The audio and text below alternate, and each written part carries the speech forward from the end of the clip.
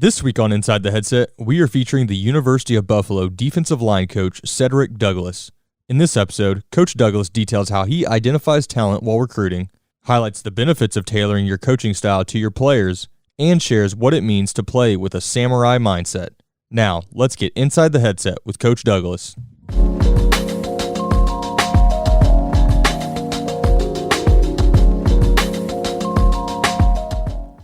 Coach Douglas, what's going on, man? How are you? Hey, what's going on, man? It's great to be here. Well, I'm super excited about having you on. And before we even dive in, I want to say congratulations. Buffalo just completed the best recruiting class in program history. I know you guys are new in town, number one in the MAC as well. I want to make sure I don't forget that part. Sure. You guys are just completed your first season, and to be able to get out and get on the recruiting trail and have a full, football season, everything, all that stuff rolling right into it, man. I know that makes a huge difference. Yes, what was your role in that, man? I know all guys on the staff, even people that aren't those accountable coaches, they have some type of role in that. But what was your role? Well, the way we are here, at the end of the day, if you're going to get players anywhere, like everybody, all hands on deck, That's we right. got to go.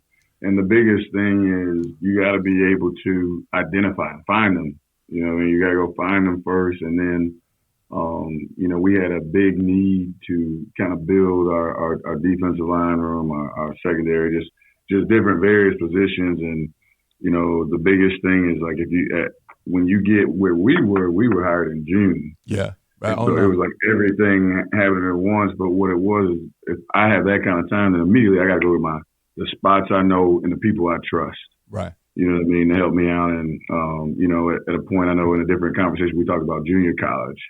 And like for me, that was huge and still is in my recruiting, footprint.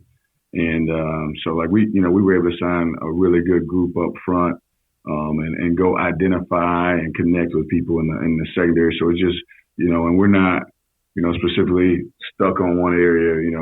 They play in Alaska. Coach Mo said, "Go find them. Go find them. Go get them."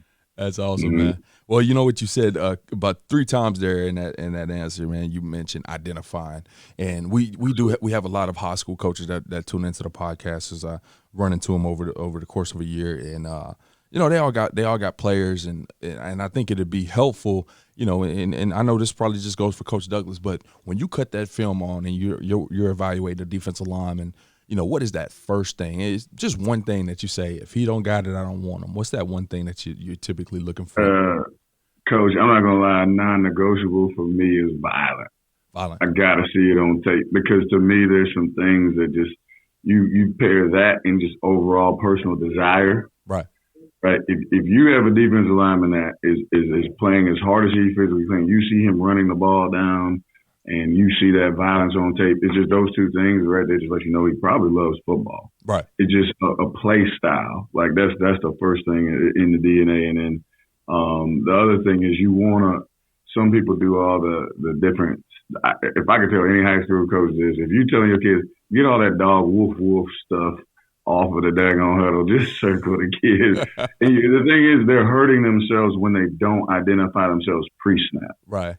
I want to see, can he bend in his stance? Like, What does he look like coming out? Like, you're telling a story. Yes, it's a highlight, but you want to see how it started and how we got there. And I'm telling you, those are things that can really make a kid jump out to me on tape early on. Absolutely. Great. Yeah.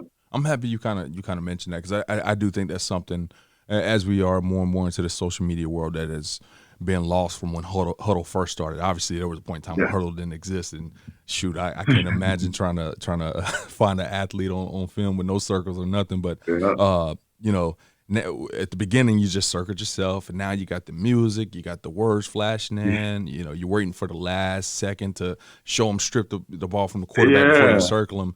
I think that is important that you identify that, and maybe as some coaches can suggest to their players and themselves, if they're the ones responsible, to kind of clean that up a little bit and help you guys out. And I tell you this too, just one thing on that is, like, in those first 3 to 5 plays, make me say, wow. Yeah. It make me say, wow, a routine pop fly, that's cool. But when I see you go chase somebody down and you go strip a ball or something like that, I'm like, you got my attention. Right. You know? Yeah. I mean, that's, that's something else as I continue to roll through film. I don't recruit anymore, obviously, but I still, help local kids out. And one of the things that I found a lot of the kids do is they let it, how do I say this? Their highlight film is in real time. So basically it's game one, all my highlights from game one. Now that strip sack that just got you out your seat might be game 9, play 17. And so it's 6 minutes in, and now you just like, wow, you might not make it 6 minutes in. And so just making sure to reorganize that at the end of the season or throughout the season. Yeah. Absolutely. No doubt, man. Well, you're in your 10th year coaching. When you look back at your first decade, what are some of the lessons that kind of stick out to you that's helped you be where you are today and kind of carried you through your time on the sidelines? So just when I first started coaching, the funny story for me is like I really didn't know that I was going to be a coach at all. Just to be honest with you, I really want to be a teacher. Right. I was a special education major and was a history minor. So I was certified K-12. That's what I was going to do. And it was kind of interesting. The first job I had was at Ypsilanti Lincoln High School, just outside of Ann Arbor, Michigan. And I was doing my student teaching. And they wanted, at least for me, I graduated from Northern Michigan University. They wanted you to be a part of some sort of program, some way. Well, football, let's do it. Right. So I went out there and I asked and I got in there, and just from there, I didn't understand being on the other side of it. And I remember when I got my first college job was when I first realized I got around some really good guys that said, number one, be you. And there was one thing I learned that has carried with me through every place I've been is you got to be you. You're trying to be the best version of whatever coach, wherever. You're probably not going to be a very good you. Right. And I realized that's important to you because when you're trying to get these young men to do something at a level that is above sometimes things that they've ever even demanded of themselves, they see through the fake.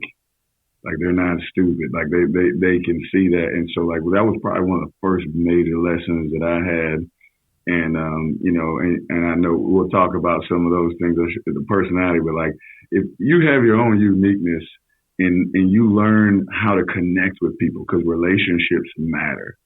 And I think as I continue my career is building those relationships. And it's not just with your players. It's not just with the coaches. It's some people in the community. It's people across your campus and those things. And you learn how to put that all into a big time box. And, at the end of the day, when you get those things going, you build a net that those guys can trust you and believe in you. And I think that's what, as I've gone, those are some of the things that have stuck with me. Yeah.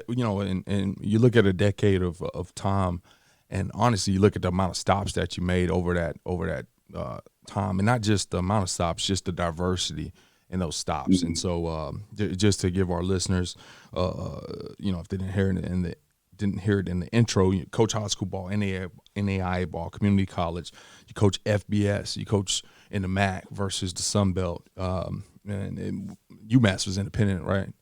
Yes, sir. Yeah, so you coach independent. I mean, just in your FBS experience, you're talking about 3 totally different. You're talking about playing Tuesday, Wednesday, Thursday in the MAC, and you talk about some of those old FCS programs that bumped up in the Sun Belt that are dominant programs in the Sun Belt, and then you're in independent. So that diversity, how did that help you maximize your coaching ability? I'm gonna ask a little bit more about this diversity because there's a lot to unpack in that. But how did it help you maximize your teaching effectiveness? Just coaching so many different type of kids. The first thing it did was it goes back to you got to understand as a coach, you're a teacher, and you have to understand your audience. And so what I learned at each of those levels, it was different. You go from NAIA, a school in South Florida. That's a very high academic institution. They're not letting a guy come in there, without over a 30 or on the ACT.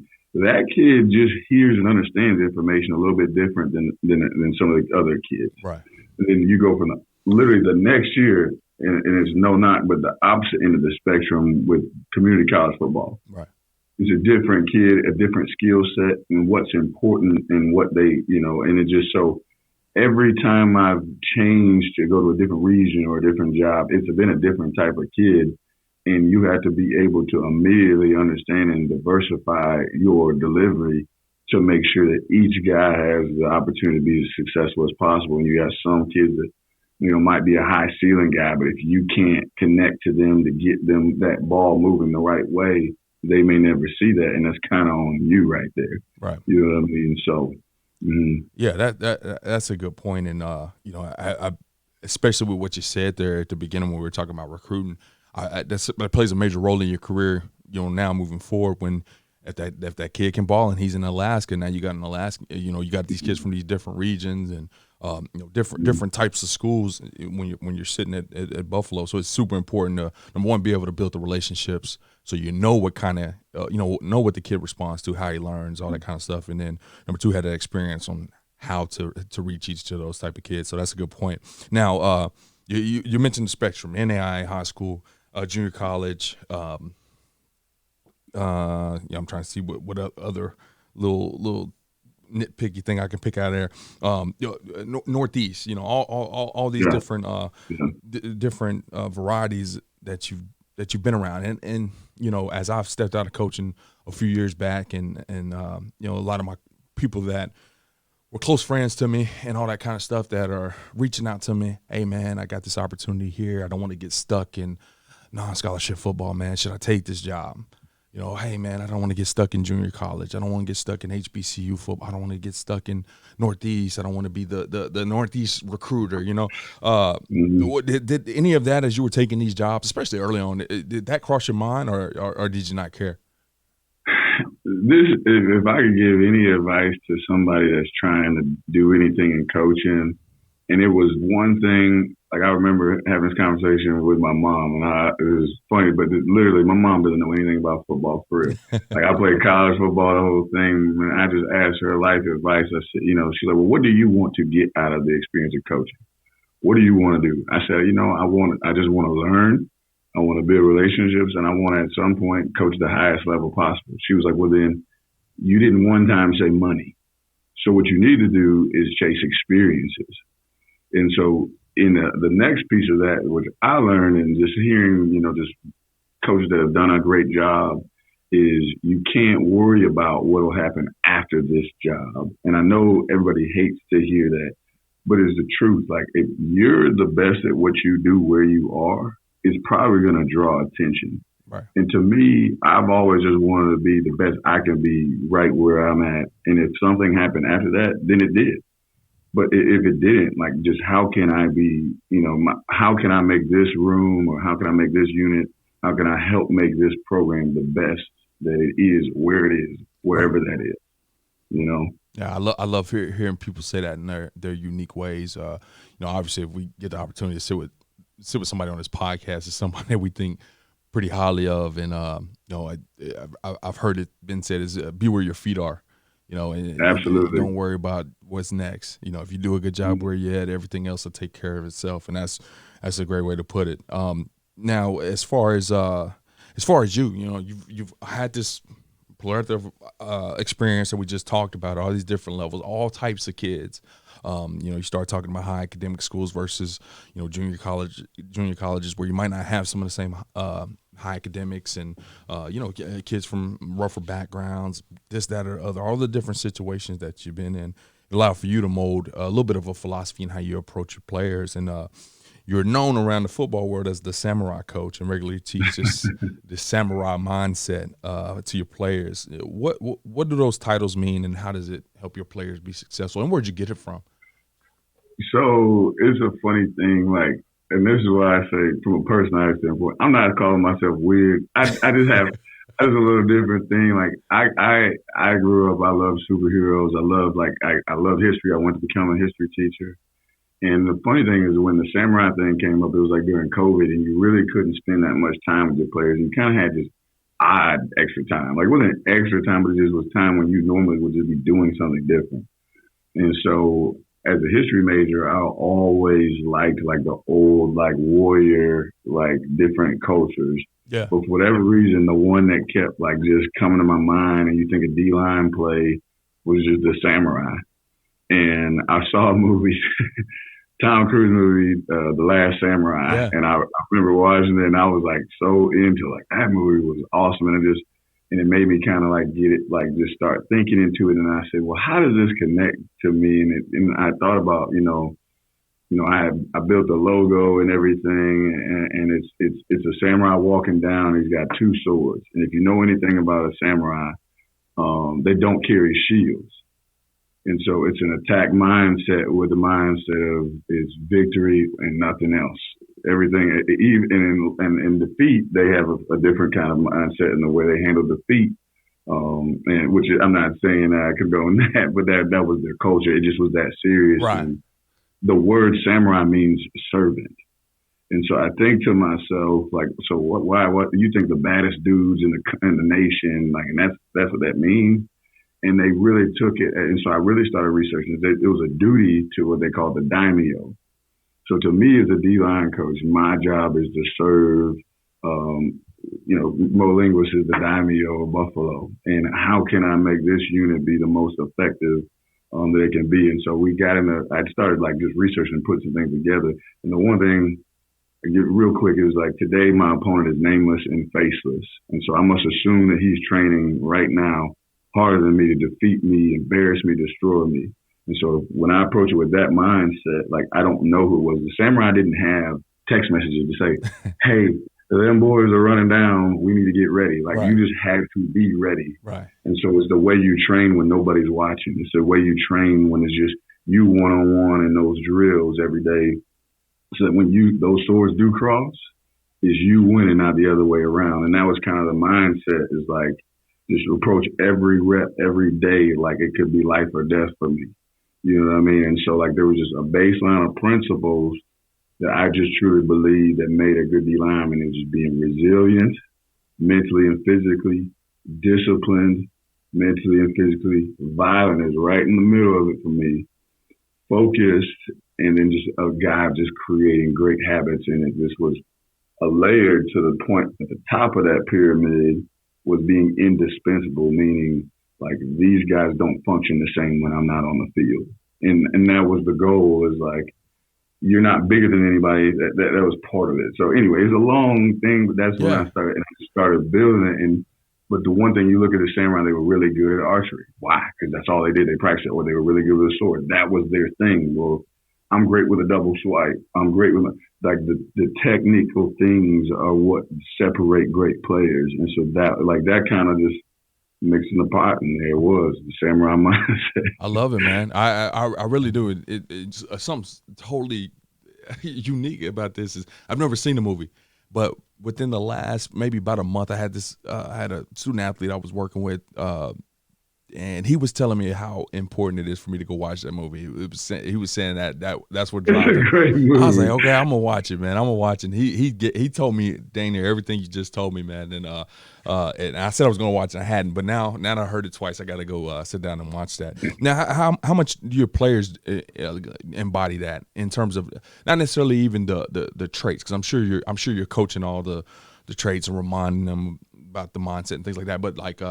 Is that like a D-line mantra over there at Buffalo? Well, it's something we talk about, and you have awards on a weekly basis, and Coach Mo really supported me in it because it was something I was doing. I started at UMASS, and I didn't know how it was going to be received, and he's like, "That's who you are, and that's what people respect you to do. Then do it." And you know what I mean? And it was like the Samurai of the Week, and the kids were like.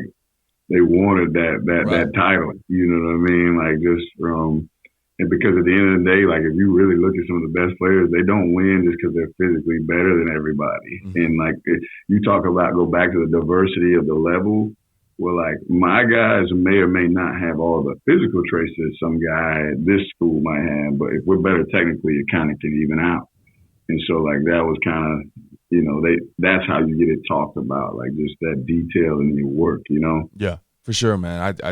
I think it's important, and reflecting back on my coaching career, I tried to always do that. Every place I was at was whatever group we had. Now, mine wasn't as detailed as a samurai, and I let the players be a little bit more involved. But I wanted us to have an identity, and something we kind of rallied around. And did it help us play better? I don't know, but I know I know it made the kids excited. I know it was something they believed in. I know they built some unity and camaraderie amongst them, and so I always love when I see coaches bringing something unique to the table, that allows for the players to rally around that and be fighting for the samurai or the baseball bat or whatever that is, man. So that's cool stuff. Now, we talked about your coaching experience in terms of all the places that you've been. The majority of the time you served as a D-line coach. I do want to pinpoint you spent a little time as a tight ends coach, and that Marie, you spent a little time at some multiple roles. But being a D-line coach almost through and through, you played D-line in college, correct? Yes, sir. Having that experience as a player, how important is it for you to, kind of have that position and hone in on it? How has that allowed for you to grow as a coach? And how do you keep growing, after so many years? Yeah, I think if you could ever do it, coaching the other side of the ball was big time. It wasn't my choice to begin with. So when I first got a job, it was like my best friend. We played together. We both played D-line together. And so he's like, hey, there's a job at this place called Ave Maria. And they had never played football before. It was going to be their first year. And I was like, okay, cool. So what am I going to coach? He's like, well, that's the thing. You're going to have to coach running backs. I was like, well, how are you coaching D-line? And I got to coach running backs. I don't know about no running backs, man. And he was like, I get it, but I know you work hard and you're going to figure it out. He's like, just come on, man. So I got into it. I had some really good coaches that were with me. Greg LaFleur, Angelo Miranda were a couple of guys that were on that side of the ball that had been doing offense probably most of their career. Mm-hmm. But again, I go back to BU. And so they got coached like they were freaking linebackers. We had the most physical in these drills in pass protection. But what it did was it helped me see it from their perspective. Yeah. What do I look like coming off the edge? What does that look like when a guy, we're in a two-man game and he shows up in the A-gap? What does that do? And so then the next year I coached wideouts. Well, as a stand-up D, I was a D lineman, but I was like a 3-4 outside linebacker. So sometimes I'd be down to 5. Every once in a while I'd be out on number 2. Okay. But now I could understand, okay, well, this is what he needs to do from a route standpoint because I know what that defender is trying to stop. Right. The next year I was coaching tight ends. Well, now I could put the protection scheme together and talk about aiming points and what is an O-lineman trying to get to. So now you go back to D-line and it's like, okay, he's trying to capture this part of my body to get X, Y, and Z done. So when I got back to the D-line side of the ball, it was like a whole different perspective. And it really helped me to learn. And so if you could do that, that's great. And now it's still growing because there's so many things in any position, but in D-line play or whatever, and the game changes, you can't just stop learning. Right. You know what I mean? And so I go back to some of the things I learned on the offensive side of the ball or, talking to people. And, you can't be scared to talk to an O-line coach. And you might have to give up a secret to get one. But it might just open your whole mind up to a whole new set of information. It's worth it. You know what I mean? Absolutely. Absolutely. Now, I will say I didn't realize that your first basically couple years, your first 3 years at the very least were on offense. So yes, sir. Let me ask you this question. That first moment when you knew you were taking that running back's role, what in that moment did you do to prepare yourself to coach those kids before you talked to anybody? Was there anything that you personally did? The first thing I did, I would say, I guess I got with our offensive coordinator. What does this position need to do for you? Yeah. And so then it was kind of like, what have I ever seen? What skills? Because at the end of the day, football is X's and O's and all that kind of stuff, but it's so much about fundamentals. Right. And so what do you fundamentally need this young man to be able to do and execute to be a good running back? Obviously, we got, number one, let's start with how do you carry a football? Right. Okay. Coach all the cuts and the moves you got, but fumble the ball a bunch of times to see if you keep your job as the running backs coach. Right. You know what I'm saying? Like, so it's just those things right there, just learning, like, okay, ball security, like, well, how is that important? What's important to you from a landmark standpoint? What's important to you? You get what I'm saying? Right. Like, that's where I started. Like, and then it was like, okay, now what have some of these other guys done, you know, in the past? Like, when I was coaching tight ends, to be honest with you, one of the first people, like, I ever got to spend some time with was Sharon Moore. He's at Michigan now. Yeah. And, like, so he helped me, like, I didn't know anything about tight ends. It was just like, well, if you know running backs, and you know wide receivers, meet in the middle. Here's tight end, and he helped me a bunch there. And it got to O line, and he was an O lineman back in, you know. So it's just like you start building, you know, the connections. Yeah, I love it, man. I really want to ask that, just to kind of see, and you hit the nail on the head. Just seeking that information, you know, just going to go reach out to people and you know, funding the fundamentals and the important things out. That's huge, man. Well, hey, let me say this, Coach. I enjoyed our time together, man. Best of luck to you guys in the spring and all that good stuff. But before I let you go, I want to give you the opportunity to share your social media, your Twitter account. So if anybody wants to follow up with the podcast, ask you any questions, they can find you. Oh, for sure. I have both the Instagram Twitter and the Instagram. It's the same thing. The Samurai Coach. Like, it's just, if you look at it, that's what it was. That's what it is. It's kind of stuck, and so that's where it's at. You searching that Twitter bar.